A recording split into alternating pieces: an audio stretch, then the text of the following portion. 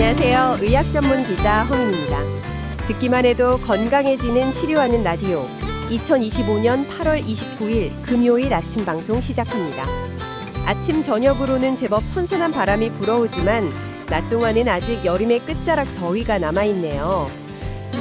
이런 환절기일수록 건강관리에 더욱 신경 쓰셔야겠습니다. 청취자 여러분, 오늘 아침 컨디션은 좀 어떠신가요? 오늘은 저희에게 사연을 보내주신 한 청취자분의 고민으로 시작해볼까 합니다. 60이 넘으셨는데 식사 후에 혈당이 잘 조절되지 않고 무릎도 조금 불편하셔서 어떤 운동을 또 얼마나 해야 할지 막막하다고 하셨어요. 운동 시작 자체가 좀 두렵다고도 하셨고요.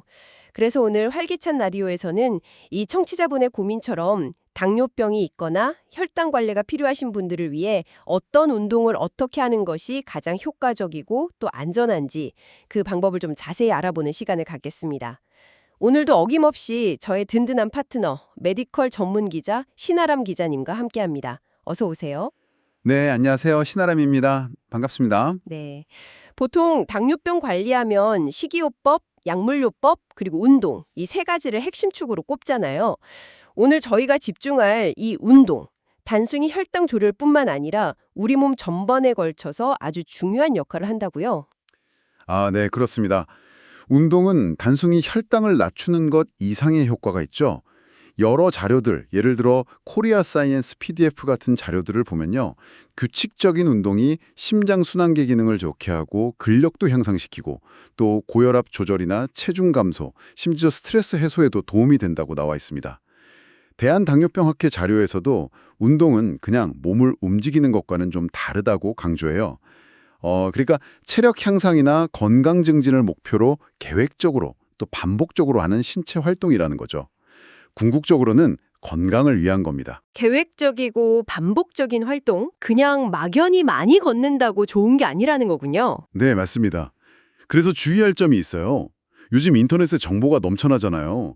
근데 그걸 무작정 따라하다가 오히려 몸을 상하게 하는 경우가 생각보다 많습니다. 아, 정말요? 네, 특히 당뇨병이 있으신 분들은 운동 시작 전에 반드시 의사와 상담하셔야 합니다.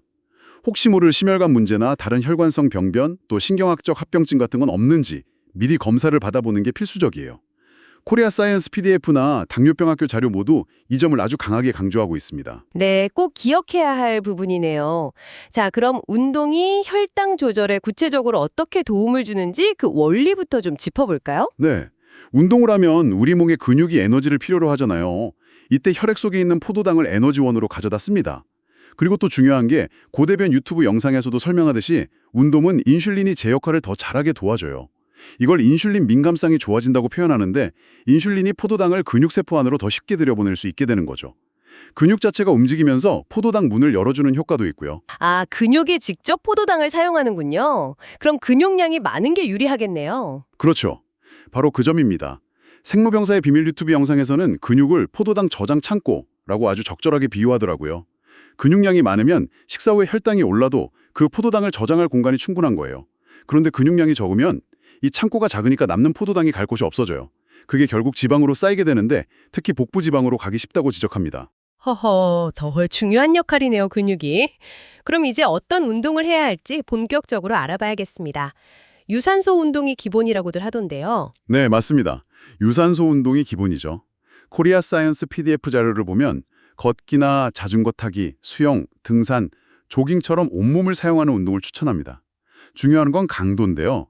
너무 힘들지 않게 약간 숨이 찰 정도, 그 정도로 1회에 20분에서 60분 정도 지속하는 것이 좋습니다. 아까 사연 주신 청취자분처럼 무릎이 좀 불편하신 분들은 어떤 게 좋을까요? 네, 무릎 부담을 고려해야죠. 걷기는 아주 좋은 운동이지만 충격이 덜 가도록 평지 위주로 걷거나 좋은 신발을 신는 게 중요하고요. 실내 자전거는 체중 부하가 적어서 관절염이나 요통이 있는 분들, 또 다리 근력이 약한 고령자분들에게 아주 좋은 대안이 될 수 있습니다. 수영도 마찬가지예요. 물의 부력 덕분에 관절 부담이 거의 없으면서 전신 운동 효과를 볼 수 있거든요. 그래서 비만하거나 체력이 좀 약하신 분들께 많이 추천됩니다. 등산은 어떤가요? 주변에 보면 등산 즐기시는 분들 많은데. 등산도 물론 좋은 운동이죠. 하지만 강도 조절이 좀 어렵다는 단점이 있어요. 오르막에서는 심박수나 혈압이 갑자기 오를 수도 있고요.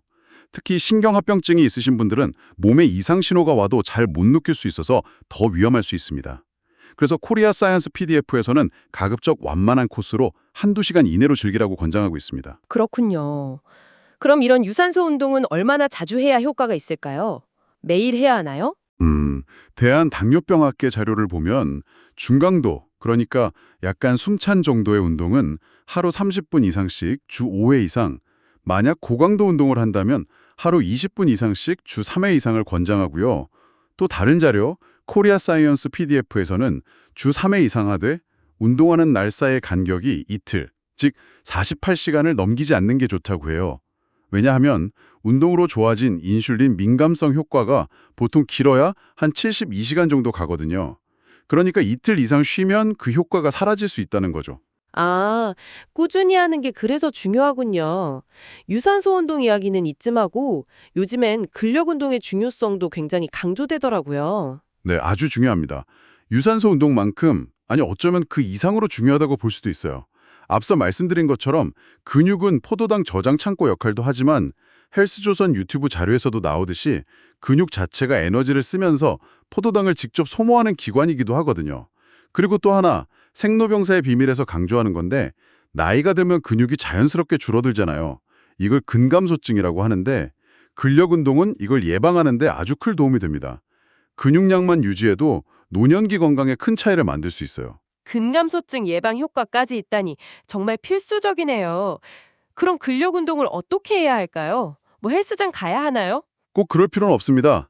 집에서도 충분히 할 수 있어요. 코리아 사이언스 PDF에서는 전신의 주요 근육들, 그러니까 뭐 가슴, 등, 어깨, 팔, 복부, 허벅지, 엉덩이 이런 큰 근육들을 자극하는 운동을 일주일에 두세 번 정도 하라고 권장합니다. 각 동작은 한 10번에서 15번 정도 반복할 수 있는 무게나 저항으로 1세트에서 3세트 정도 실시하는 게 일반적이고요. 여기서 아주 중요한 포인트가 하나 있습니다. 중요한 포인트요? 네, 운동 중에 숨을 참지 않는 겁니다. 특히 힘을 줄 때 흡 하고 숨을 멈추는 경우가 많은데 이러면 복압이 확 올라가면서 혈압이 급상승할 수 있어요. 이걸 발살바숙이라고 하는데 특히 망막합병증이 있으신 분들은 안압까지 올라갈 수 있어서 절대 피해야 합니다. 그냥 자연스럽게 숨을 쉬면서 운동하는 게 중요해요. 아, 숨 참지 않기. 꼭 기억해야겠네요. 집에서 할 수 있는 운동 예시도 좀 알려주시면 좋겠어요. 자료에 보니까 헬스조선 유튜브에서 추천한 4가지 동작이 있던데요. 아, 네. 데드버그, 버드독, 힙브릿지, 스쿼트. 이거 아주 좋은 운동들입니다. 코어 근육 강화에 특히 효과적이죠. 데드버그는 누워서 팔다리를 교체해서 움직이는 건데 이때 허리가 바닥에서 뜨지 않게 배에 힘을 꽉 주는 게 중요하고요. 버드독은 내발기기 자세에서 마찬가지로 팔다리를 교체해서 뻗으면서 몸통이 흔들리지 않게 잡는 운동입니다. 힙브릿지는 누워서 무릎 세우고 엉덩이를 들어올리는 동작인데 엉덩이랑 허벅지 뒤쪽 근육 강화에 좋고요. 스쿼트는 뭐 워낙 유명한 하체 운동이죠. 다만 무릎이 안 좋으시면 의자를 뒤에 두고 하거나 아주 천천히 정확한 자세로 하는 게 중요합니다. 맞아요. 그 바른건강 유튜브 채널에서는 7초 스쿼트라는 걸 소개하던데요. 5초 동안 천천히 내려가고 맨 밑에서 2초 멈췄다가 천천히 올라오는 거요. 이렇게 천천히 하는 게 근육을 더 많이 쓰고 혈당 조절에도 더 좋다면서요? 네, 맞습니다. 근육에 긴장을 주는 시간을 늘려서 운동 효과를 높이는 방법이죠. 아주 좋은 방법입니다. 그 외에도 당뇨병의 정석이라는 유튜브 채널에서는 가벼운 아령, 뭐 1kg짜리나 없으면 맨손으로도 할 수 있는 상하체 운동들을 소개하고 있어요. 예를 들면 팔 옆으로 들어올리기, 위로 밀어 올리기, 팔 접었다 펴기 같은 상체 운동이나 까치발 들면서 엉덩이 조이기, 다리 넓게 벌리고 하는 와이드 스쿼트 같은 하체 운동이요. 엎드려서 무릎을 가슴 쪽으로 당기는 마운틴 클라이머 같은 복근 운동도 있고요. 각 동작 10회씩 3세트 정도, 세트 사이에는 10초 정도 쉬고요. 중요한 건 다양한 부위를 골고루 자극해주고 운동 전후에는 꼭 스트레칭을 해서 부상을 예방하는 겁니다. 와, 정말 집에서도 할 수 있는 운동이 많네요. 최근에는 또 인터벌 트레이닝, 뭐 타바타 같은 고강도 운동법도 주목받던데 이것도 당뇨병 환자에게 도움이 될 수 있나요? 네, 그럴 수 있습니다. 짧은 시간 동안 아주 강하게 운동하고 잠깐 쉬는 걸 반복하는 방식인데요. 당뇨병의 정석 유튜브나 대한당뇨병학회 자료를 보면 이런 인터벌 트레이닝이 식후 혈당 조절이나 인슐린 감수성 개선, 심지어 췌장 기능 향상에도 효과가 있다는 연구 결과들이 나오고 있습니다. 예를 들어서 의자를 이용해서 하는 스쿼트나 앉아서 허리 비틀기, 의자 잡고 푸시업, 의자 잡고 까치발 들기 같은 동작들을 20초 동안 최대한 빨리 하고 10초 쉬는 걸 8번 반복하는 딱 4분짜리 타바타 운동 같은 것도 소개되고 있어요. 4분이요? 와, 시간이 짧아서 좋긴 한데 고강도라고 하니 좀 걱정도 되네요. 네, 맞아요. 고강도이기 때문에 주의가 필요합니다. 하다가 어지럽거나 가슴이 불편하면 즉시 멈춰야 하고요. 모든 사람에게 맞는 운동은 아니기 때문에 이것 역시 시작하기 전에 반드시 의사와 상의하셔야 합니다. 그렇군요. 그럼 반대로 몸이 좀 불편하시거나 운동을 위해 따로 준비하기 어려운 분들은 앉아서 하는 운동도 도움이 될까요? 아, 그럼요. 아주 좋은 대안이 될 수 있습니다. 당뇨병의 정석 유튜브에 보면 앉아서 할 수 있는 운동들도 다양하게 소개되어 있어요. 앉은 자리에서 제자리 걸음하거나 줄넘기 하는 흉내내기, 허리 좌우로 비틀기, 다리 벌렸다 모으기, 팔 교차하기 등등. 특별한 준비물 없이 TV 보면서나 쉬는 시간에도 틈틈이 할 수 있다는 게 큰 장점이죠. 중요한 건 어떤 형태든 조금이라도 꾸준히 몸을 움직여주는 겁니다. 네, 정말 다양한 운동 방법들이 있네요. 자, 그럼 이제 운동 종류를 알았으니 언제, 얼마나, 어떤 강도로 하는 게 가장 좋을지 그 타이밍과 강도 설정에 대해 좀 더 자세히 알아보죠. 네. 운동하기 가장 좋은 시간대는 보통 식후 1시간에서 3시간 사이라고 여러 자료에서 공통적으로 이야기합니다. 이때가 혈당이 가장 높이 올라가는 시간대거든요. 그래서 이때 운동을 하면 혈당 상승을 효과적으로 좀 억제할 수 있고요. 또 하나는 인슐린 주사를 맞거나 약을 드시는 분들의 경우 약효가 최고조에 달하는 시간과 운동 효과가 겹쳐서 저혈당이 올 위험을 줄일 수 있다는 장점도 있습니다.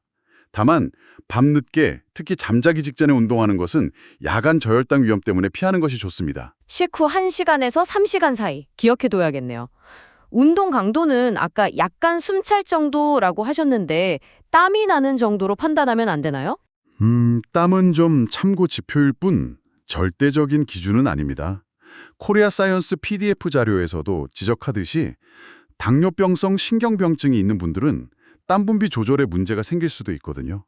그래서 땀이 안 나도 운동 효과가 있을 수 있고 반대로 땀이 많이 나도 강도가 약할 수도 있어요. 가장 좋은 건 본인이 느끼는 정도, 약간 힘들다, 대화는 가능하지만 노래는 부르기 힘든 정도, 이 정도의 느낌에 집중하는 것이 좋습니다. 참고로 중강도 운동은 시간당 약 300에서 400kcal 정도 소모된다고 하네요. 지속 시간은 최소 20번 이상 최대 60분 정도를 권장하셨는데 만약 체력이 좀 부족하면 나눠서 해도 괜찮다고요. 네, 그럼요.